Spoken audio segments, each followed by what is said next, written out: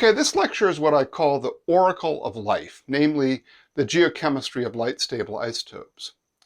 Most elements have a number of isotopes. These have the same chemical behavior and atomic number, that is the number of protons, but they differ in the number of neutrons that are present in the atomic nucleus.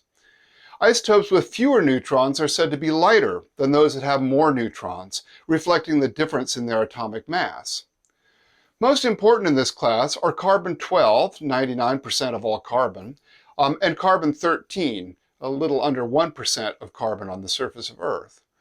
Also, we have oxygen-18 and oxygen-16, as well as nitrogen-15 and nitrogen-14, and both of these are widely used in paleontology. In both carbon and nitrogen systems, but not so much in oxygen isotope systems, the isotopes are fractionated by metabolic processes, that is, by our biology. That means that life selects particular isotopes to build tissues or skeletal material. For example, all living things preferentially select the light isotope of carbon, carbon-12, over the heavier isotope carbon-13.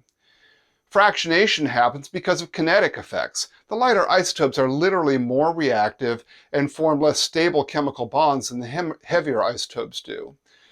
Photosynthesis preferentially takes up carbon-12 compared to carbon-13. Now, when we measure the ratio of two isotopes, we see that the two isotopes are not incorporated into organic matter in the same ratio that they occur in nature. Instead of, for example, a carbon isotope value of organic matter being 0 per mil, it is actually -20 to -25 per mil for organic carbon fixed by most forms of photosynthesis. This occurs because organisms preferentially make tissues from carbon-12. Consumption of photosynthetic carbon, namely plants, by heterotrophs like us, usually increases the carbon isotope chemistry towards more positive ratios by something on the order of 0.8 to 1.2 per mil. Hence, consumption by herbivores can modestly increase the carbon isotope ratio over that produced by photosynthesis. Let's say that the carbon isotope ratio of plants is -25 per mil, then organic matter of a cow might be, say, -24 per mil. The fractionation is even bigger in nitrogen isotopes, from, say, -4 per mil in plants to +2 per mil for an herbivore like a cow or a moose. So we can use isotopes to track the trophic position of animals, with top predators being isotopically a bit more positive than the algae or the grass that they eat. In the ocean, for instance, algae using photosynthesis might have a carbon isotope value of, say, -22, -23 per mil, but the phytoplankton or the zooplankton that eat that phytoplankton might have a carbon isotope value of, say, -19 per mil, and then a fish that eats the zooplankton maybe has a carbon isotope value of -18 per mil. Now, all bets are off when organic matter eventually makes it to sediments, where anaerobic microbes begin to work on it. Repeated cycles of consumption by different microbes during decomposition of organic matter can also repeatedly fractionate carbon, making it have very negative carbon isotope values.